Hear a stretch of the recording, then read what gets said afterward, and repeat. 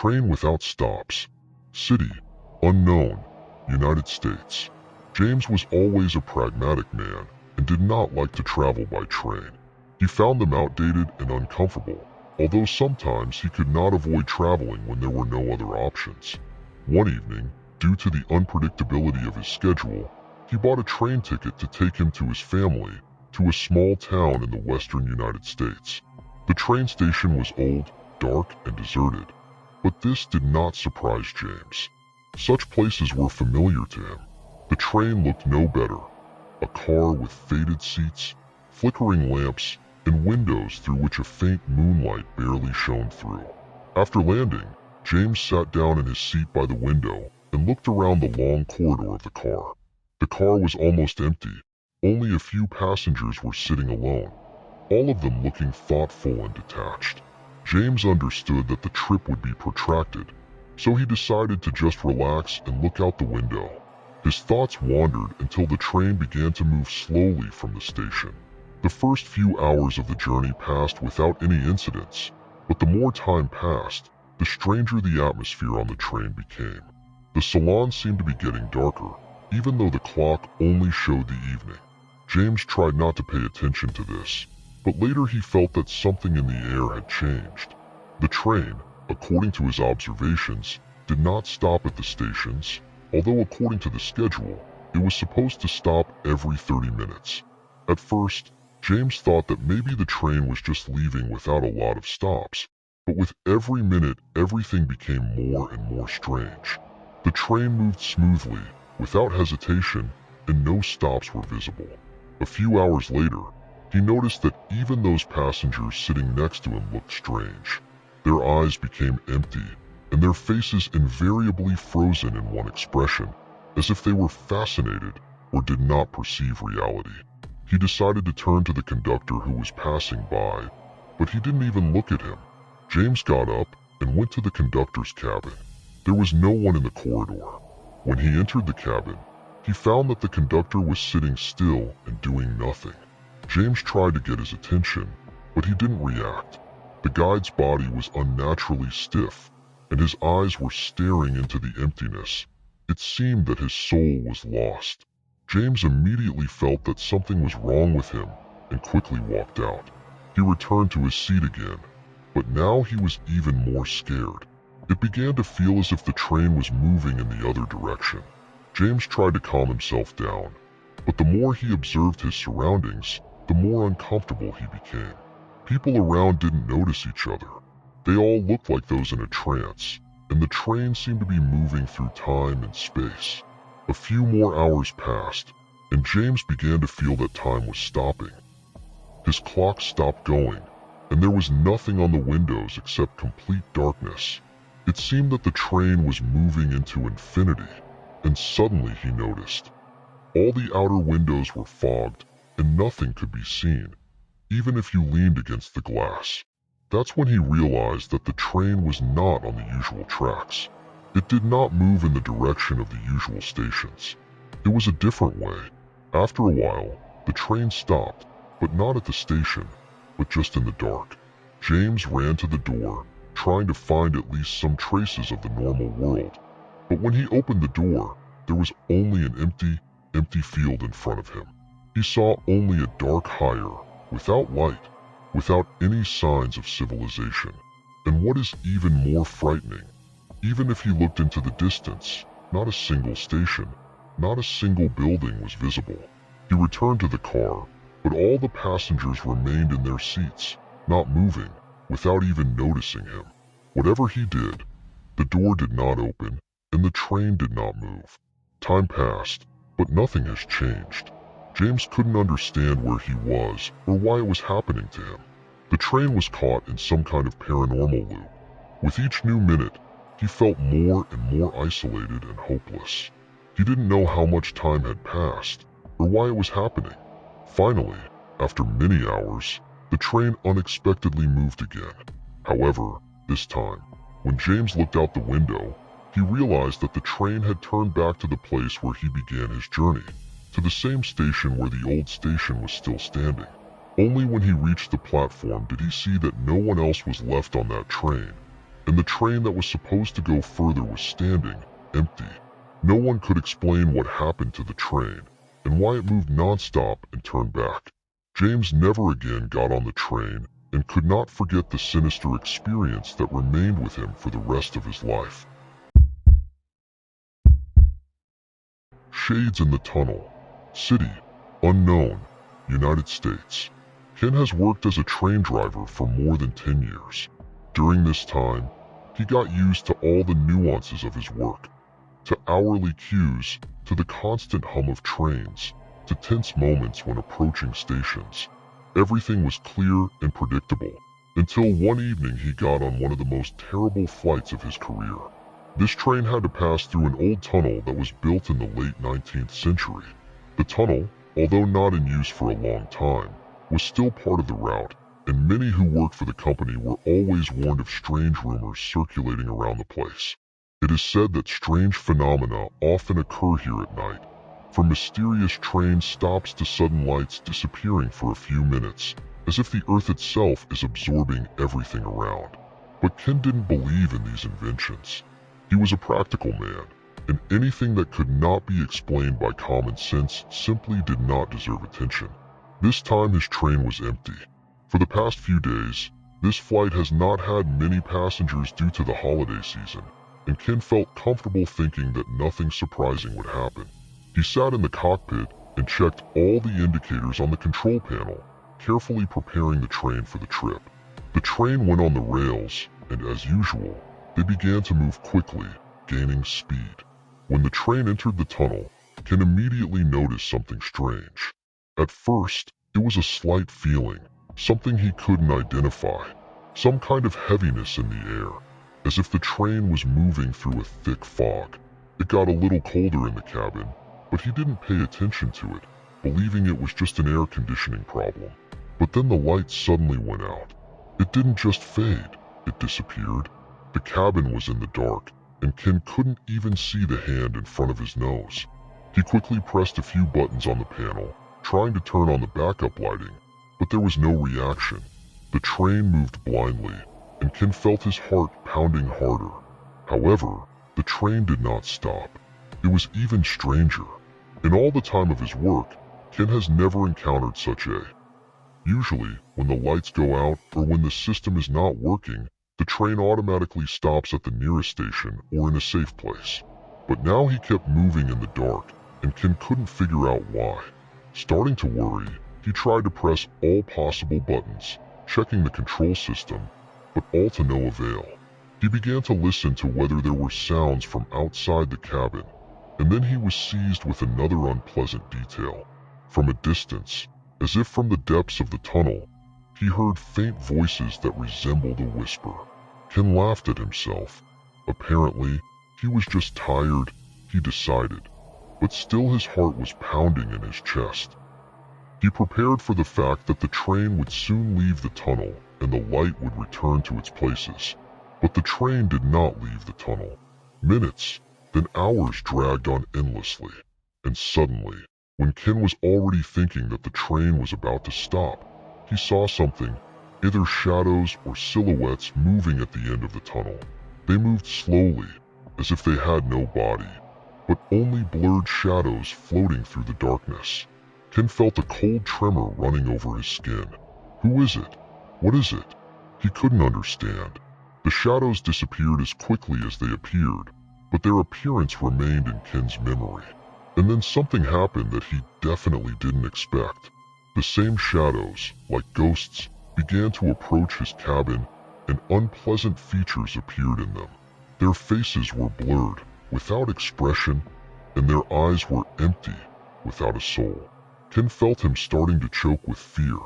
He tried to press all possible buttons, trying to stop the train or at least call the dispatcher, but all to no avail.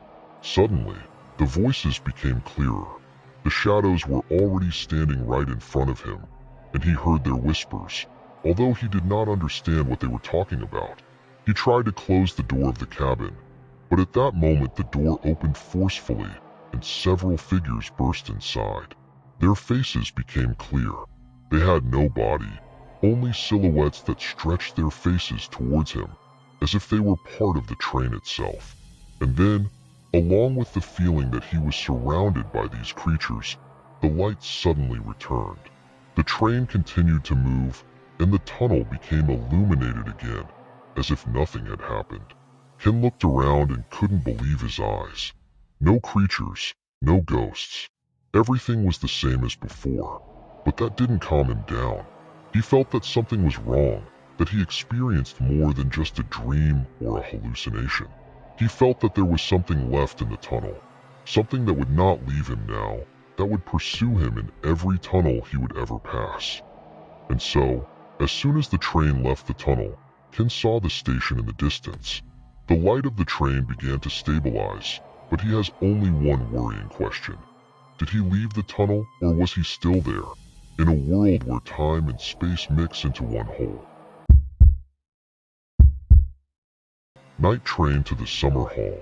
City, unknown, United States. Michael didn't believe in mystical stories, but it was the last train he took before he retired. He has worked as a guide for more than 30 years and has seen and heard a lot, including rumors about the Summer Hall. It was a place about which strange stories were spread among colleagues. Everyone said that on certain routes, trains sometimes get to places where time seems to stop, whether it's a remote town where no one leaves their homes, or an abandoned railway that leads to a place where there is no logic. The choice of this route was random, and Michael did not even know why he got on this particular train. He had to deliver several cargoes to the old town, which had not been part of the main transport route for a long time. The tickets were cheap, and the place he was going to was somehow strangely left out of sight of all the other trains. When he arrived at the station, he immediately realized that something was wrong here. It was a small and abandoned station that no one seems to have served. From time to time, strange sounds were heard from neighboring buildings, but Michael did not pay attention to this. Everyone here has long been accustomed to this. The city has long been forgotten, probably due to the lack of demand for trains. The train was old, but technically well good. Michael checked all the systems, studied the route carefully, and even felt some nostalgic as this was one of the last flights where he could work before finally leaving his job. He got into the cabin and started driving the train. The first few hours of the trip passed quietly, but with each new hour, the situation became more and more incomprehensible. There was no one at the next station. There was not even light, only darkness that surrounded everything around. As the train approached the next intersection, the windows began to fog. The equipment began to refuse, and despite the fact that all signals from the cabin were normal, the train moved uncontrollably, as if by itself. Michael tried to contact the dispatcher, but his walkie-talkie was silent. Panic began to grip him, and he ran to the rear cars. But when he returned to the cabin, what surprised him the most was that the passengers were sitting in their seats, completely motionless. Their eyes were empty, and their faces looked completely indifferent to everything that was happening around them. No one reacted to his questions or attempts to speak. Something was wrong. It wasn't normal. The shadows in the train became more and more vivid, and with every minute he felt that the space around him began to change. The windows began to become cloudy, and blurred images began to appear in the background. The more he watched, the more it looked like some kind of paranormal anomaly. And then again, suddenly, the train stopped, but he wasn't at the station. He stood in the middle of a huge field that seemed out of reality. The train windows no longer showed anything but thick darkness, and all Michael could hear was a ringing silence. What is this place? He thought. Then, when he walked to the door and opened it, he saw only a fog enveloping around. Far ahead, he saw some light, but could not determine what it was. There were no stations, no people, only emptiness. And so, in front of his eyes, some strange figure, who looked like a man, appeared in the distance, as if from the same fog. He was walking to the train, but everything around him was blurry, and it was difficult to understand who he was. Where did I get? Michael thought as the figure approached. The man approached the train and stopped. His look was hostile and intrusive, as if he was demanding that Michael explain what he was doing in this place. Michael, who was in despair, tried to talk to him, but the man only gestured at the door, as if telling Michael to leave the place and leave. He could feel cold engulfing his body, but again he had no power of action. The train windows became darker, and he felt trapped. If it weren't for this man, he might not have dared to leave. But after a few seconds of immobility, he realized that the train had no intention of moving again. "Nothing is clear," Michael said, trying to get up and out. When the train moved, it almost immediately found that it was in another place again, as if time and space ceased to exist, and he was no longer in the reality where he began his journey. The train rushed through the night again in the dark, without any stations. And it went on until he heard the call. It was a station, and it was its signals that Michael heard a few hours later. But when he got off the train, he was in pain. He didn't see that man anymore, and the city around was dark, abandoned, and deserted. Something was wrong. Now he was convinced that this place was not to be on his route, and maybe it was the last thing he saw. Shadows on the rails. City, unknown, United States. Evan wasn't sure if he should have agreed on this flight. This was one of the last working shifts before his vacation, but this route, which was to pass through abandoned areas and foggy valleys, seemed suspicious to him from the beginning. He worked as a train driver on the railway for more than 5 years, and although he was used to various dangers and surprises, this time something was different. He was surprised by the fact that the train looked somehow too old and unwelcome, and tickets for this flight were sold at incredibly low prices. Maybe it's just a marketing move, he thought when he arrived at the station. But even then I felt some discomfort, looking at the empty platforms and darker than usual spaces around. The train he had to work on seemed abnormal. All the wagons were old, with faded seats and a strange, unfamiliar smell, as if it was not just a train, but some forgotten transport that traveled through time and space. In addition, apart from him, there were almost no passengers on the train. Only a few people with sad eyes sat in their seats, as if waiting for something that would never happen. Evan sat in the booth, carefully inspecting the instruments. As always, he checked the main systems. Everything was fine, although he felt that something was wrong. After turning on the engine, he set off on the journey, but just a few minutes later, when the train began to pick up speed, his heart tightened. The darkness around was so thick that even the lanterns on the rails seemed powerless. The tunnel, through which the train was to pass in a few minutes, seemed much longer than usual. It was an ordinary underground passage, but the deeper the train passed, the more Evan felt something terrible was approaching him. He breathed air audibly, trying to gather his thoughts, but it was at this moment that the train suddenly stopped. The sounds of the engine went out. Only silence reigned around, as if the train had reached the dead end of time. Evan examined the control panel, trying to understand why the engine was no longer working, but all the indicators were normal. It wasn't what he expected.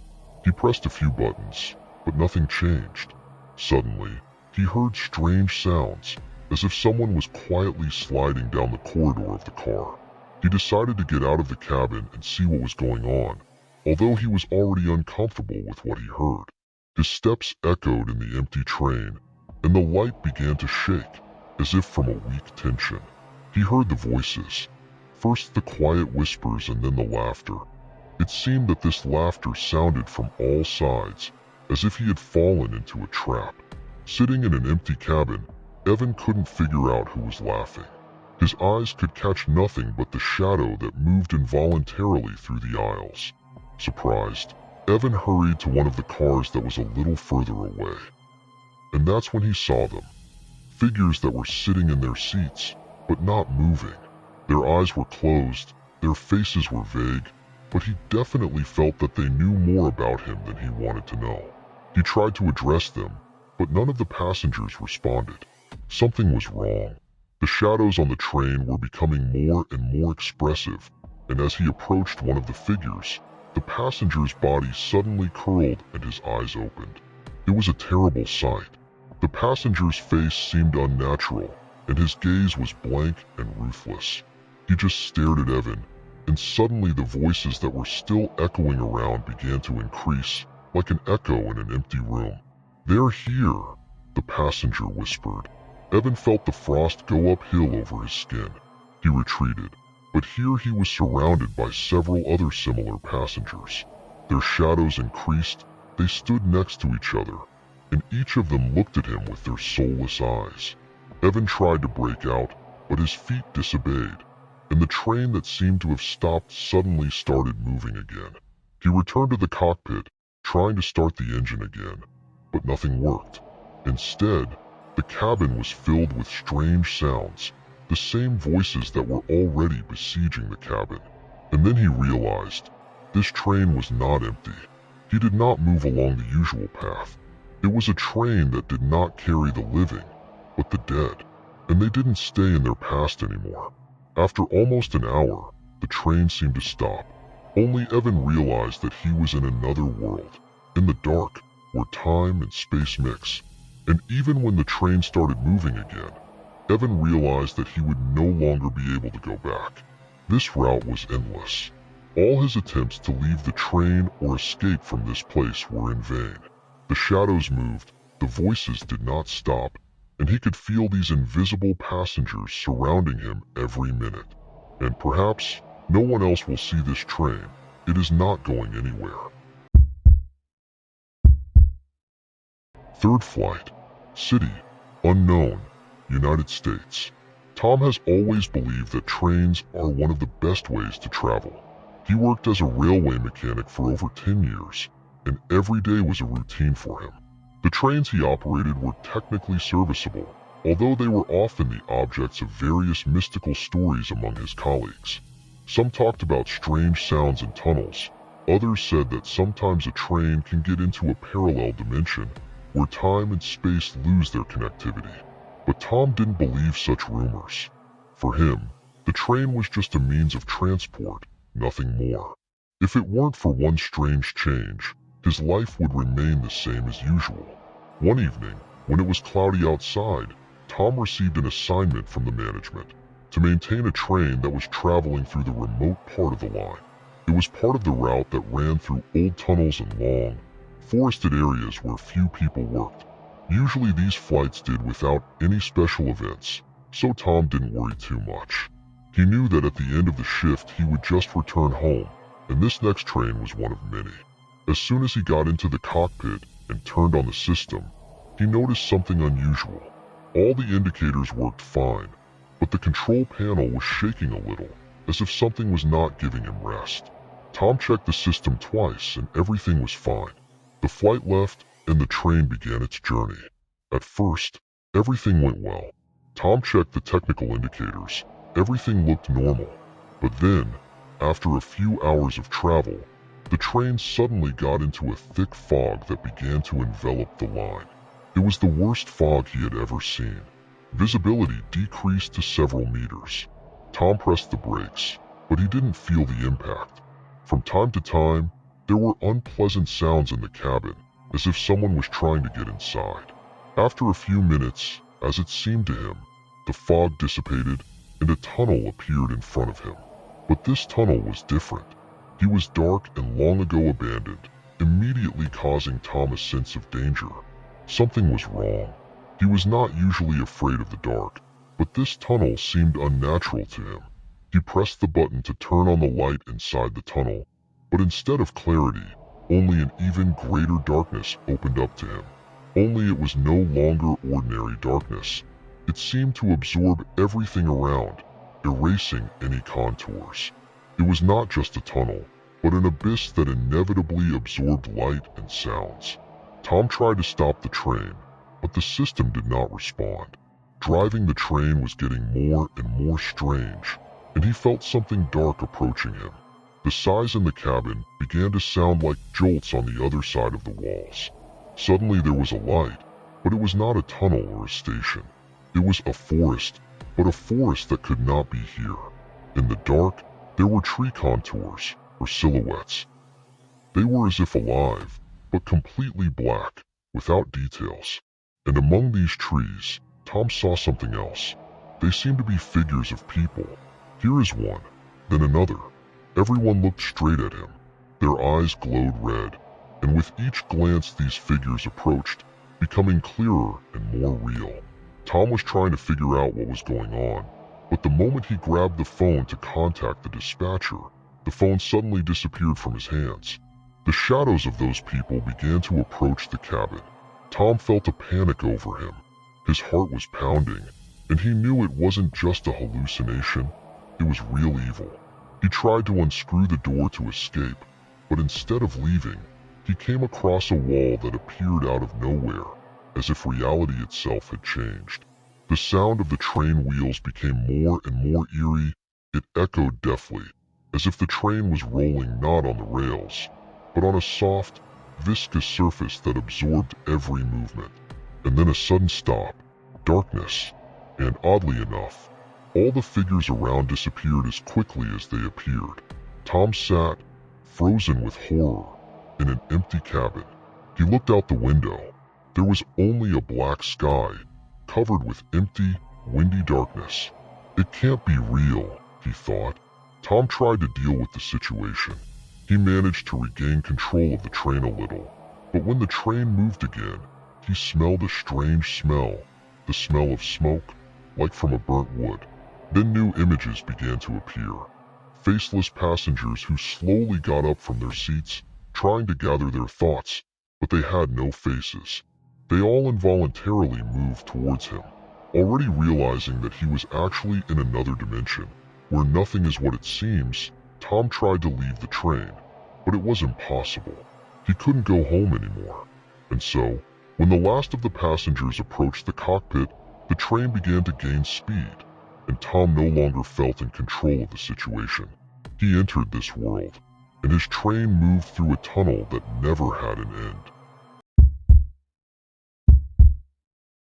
Train to the Shadows. City, unknown, United States.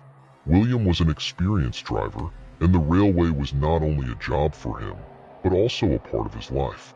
He started working on the railway in his youth, and every year this job became a habit for him, not causing any emotions. For him, there was nothing terrible in the trains or dark tunnels that he passed every day.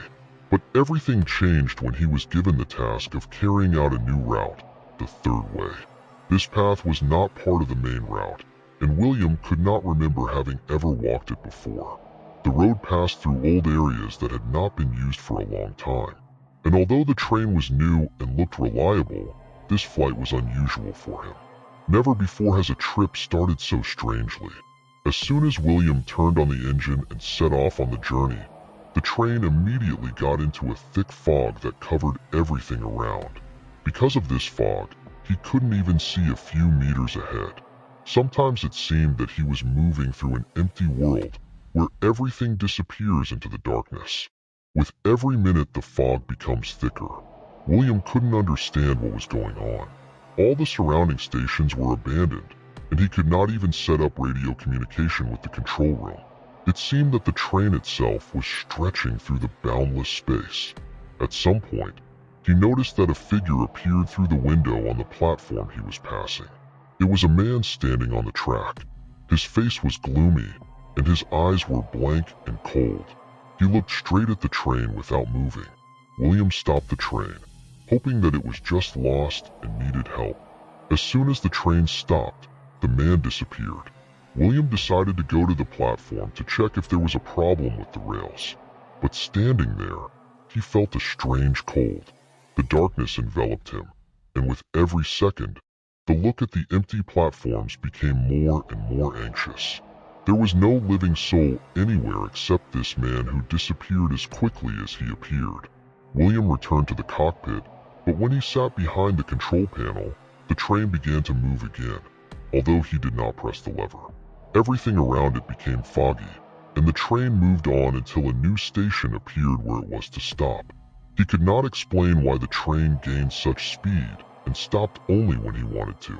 He didn't see a single sign on the platform, but voices were heard here. They echoed from all sides, as if from scattered distant springs. At first, it was weak whispers, but with each minute they became clearer. "You shouldn't have come here," one voice said.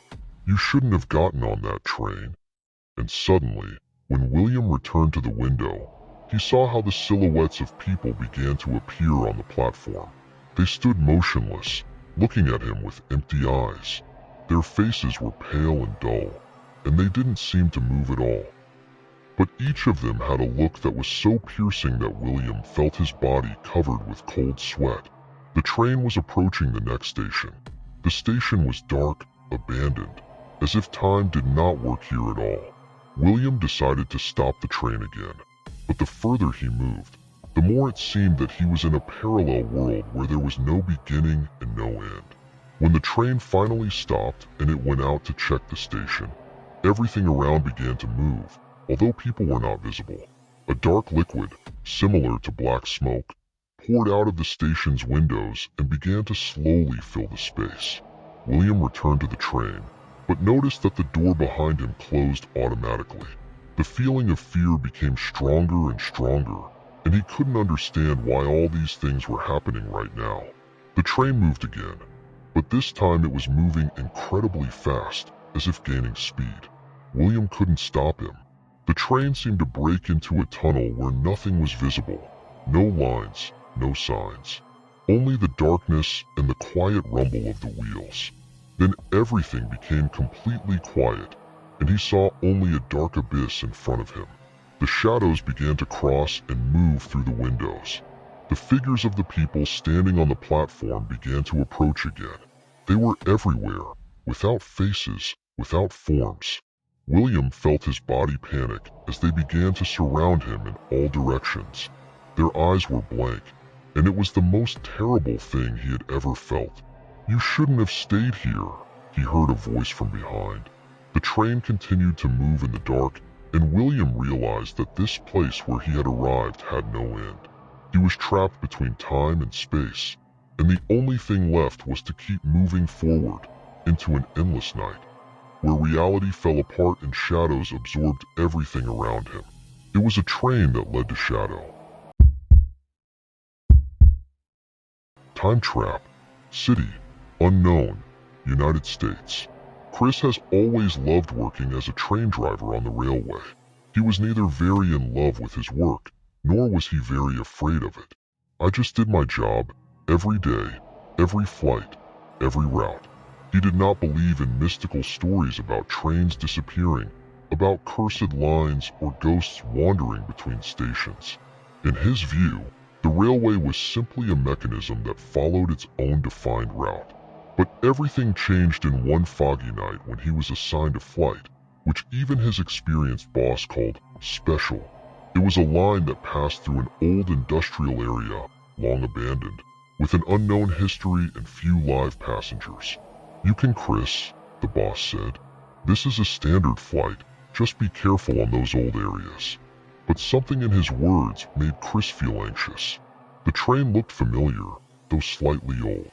Some indicators didn't work properly, and it was alarming, but it wasn't something incredible.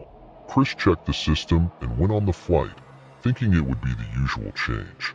Flights on this line usually did not have many passengers, and that night he was alone in the cabin. Only a few people were sitting in the cabin, and their faces were calm and indifferent. The train moved, and Chris began his journey. Everything was fine at first.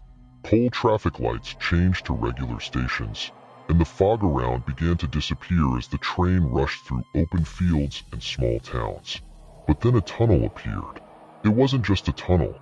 It was a long, almost endless passage that seemed much deeper and longer than the usual tunnels that Chris usually ran through. And when the train entered the darkness, something changed. The systems in the cabin began to cause failures. Suddenly, the radio disappeared, and strange symbols appeared on the instrument panel. And although everything looked like the train was still in motion, Chris felt that something was wrong. He checked the settings with his own hands, but could not understand anything. The train began to move more and more slowly until it stopped altogether. The darkness in the tunnel became complete. Chris tried to turn on the engine again, but nothing worked. Then he heard a strange sound again, as if someone was walking down the corridor. At first it was barely audible, then the sounds became more expressive. It felt like it wasn't just a sound from the movement of wagons. It was a step, one by one, approaching his cabin. He looked around the cabin, but saw no one. But when he looked through the window, he saw strange figures appearing in the tunnel, walking slowly, without sound, just moving along the rails. Chris couldn't figure out who they were. They didn't look like ordinary people. Their faces were blurred, shady, as if created from the darkest material that exists in the world. The train was in the fog, and the time seemed impossible to measure. Chris decided to leave the cabin, hoping to find out why the train stopped. When he entered the corridor, he saw more people. They were still sitting in their seats, but their faces were just as fuzzy, blurry. They all sat motionless, not looking at him, but their eyes seemed to be directed simply at him, as if they were familiar. And suddenly Chris realized that he was not in the usual tunnel, and these people were not ordinary passengers. He was trapped between reality and what was beyond it. The shadows he saw did not belong to this world, and this train was only a temporary place where time is distorted and life and death are intertwined. He tried to press the emergency button, but suddenly heard a voice from the depths of the tunnel.